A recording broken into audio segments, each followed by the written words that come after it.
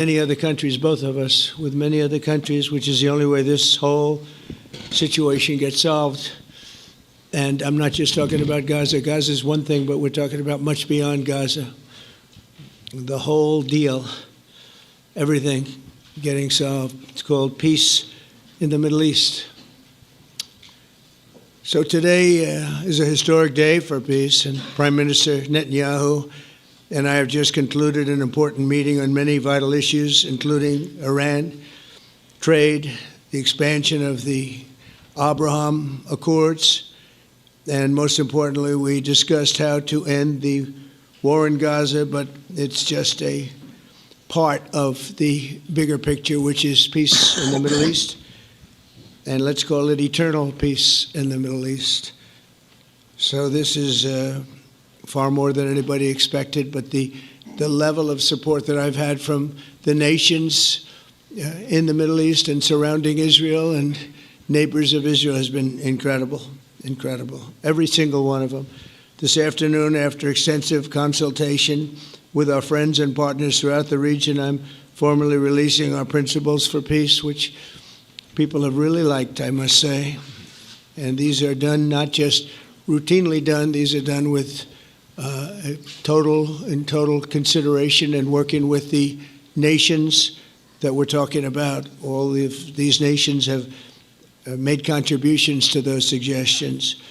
I want to thank the leaders of many Arab and Muslim nations for their tremendous support in developing the proposal, along with many of our allies in Europe. Europe has been very much involved, and as I was called by many of the European leaders, most of them saying, "Is this true?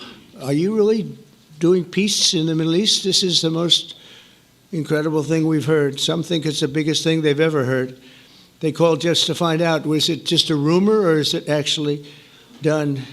And then they said, have you spoken to the Arab leaders? Have you spoken to all of the other leaders that we have to get? A lot of people involved in this one.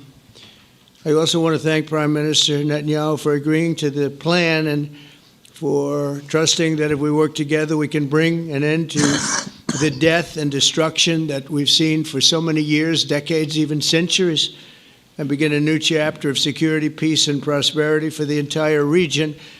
And I want to just say that my meetings and dialogue that we had with so many countries, Saudi Arabia as an example, the king is a phenomenal person. The Emir of Qatar, he's incredible people.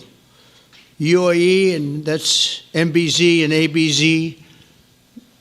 We're totally involved. These are the people that we've been dealing with and who've been actually very much involved in this negotiation, giving us ideas, things they can live with, things they can't live with. Pretty complex. I mean, after 2,000, 3,000 years, whatever it is, I guess it's got to be a little complex, or it would have been done a long time ago. The King of Jordan was with us, as you know, in the United Nations. The President of Turkey, President Erdogan, is a friend of mine, a strong man, but a good man. President of Indonesia, somebody who's an amazing leader, Prabowo. He is an amazing leader and respected by everybody. He was in the room with us. We were together with most of these people that I'm mentioning. Others were by phone or the next day. The Prime Minister and the Field Marshal of Pakistan, they were with us right from the beginning.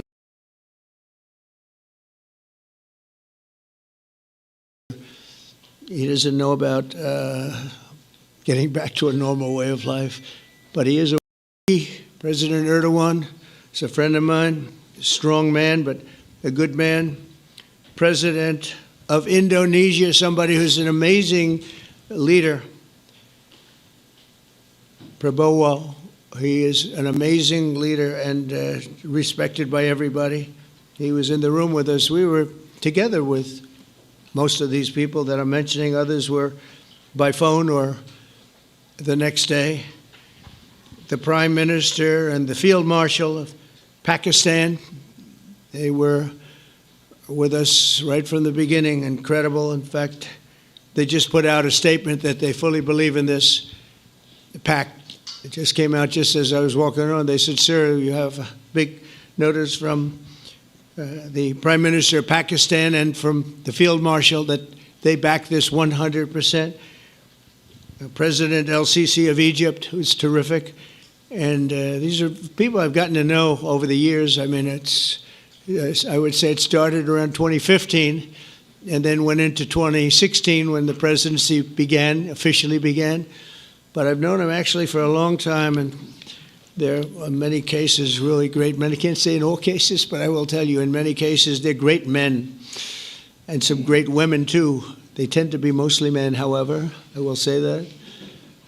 But if accepted by Hamas, this proposal calls for the release of all remaining hostages immediately, but in no case more than 72 hours.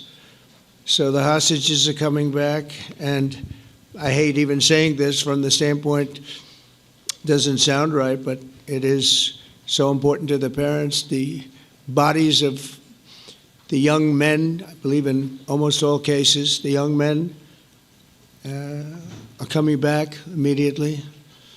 I met with parents. The parents felt as strongly about getting the body of their dead boy back as they did as though the boy were alive and well.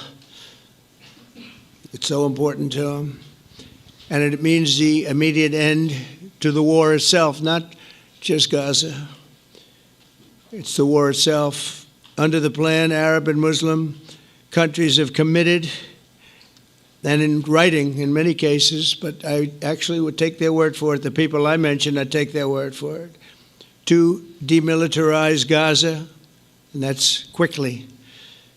Decommission the military capabilities of Hamas and all other terror organizations. Do that immediately. And we're relying on the countries that I named and others to deal with Hamas.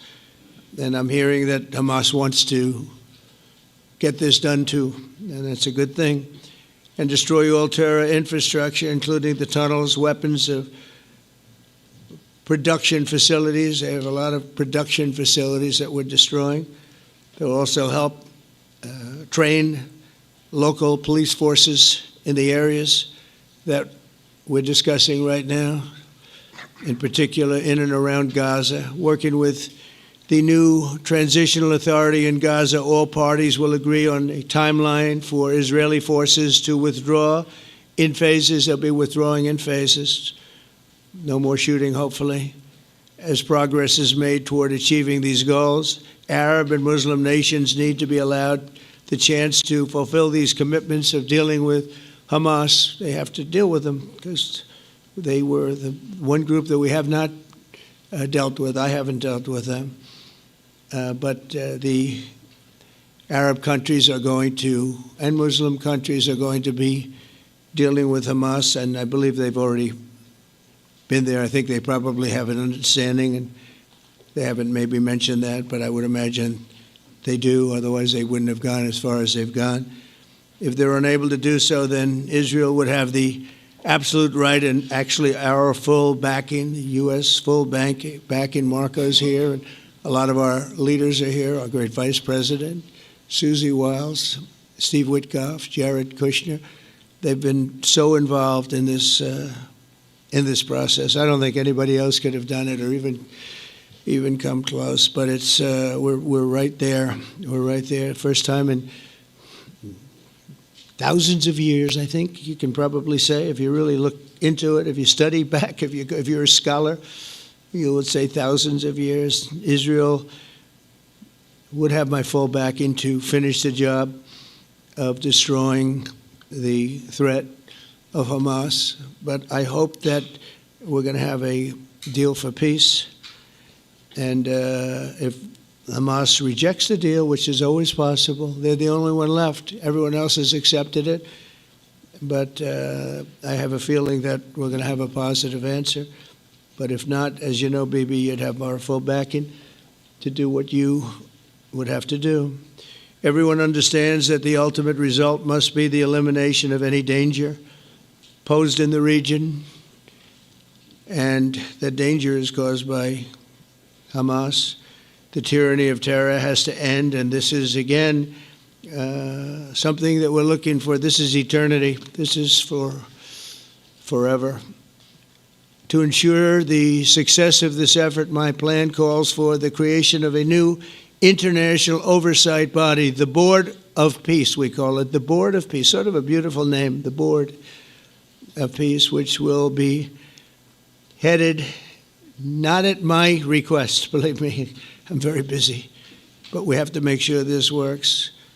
The leaders of the Arab world and Israel and everybody involved asked me to do this, so it would be headed by a gentleman known as President Donald J. Trump of the United States. That's what I want, is some extra work to do, but it's so important that I'm willing to do it, and we'll do it right, and we're going to put leaders from other countries on, and leaders that are very distinguished leaders, and we'll have a board, and one of the people that wants to be on the board is the UK former Prime Minister, Tony Blair, good man, very good man, and some others, and they'll be named over the next few days, and it'll be quite the board.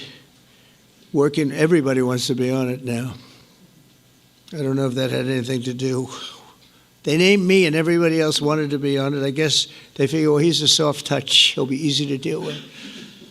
Working with the World Bank and others, it will be responsible.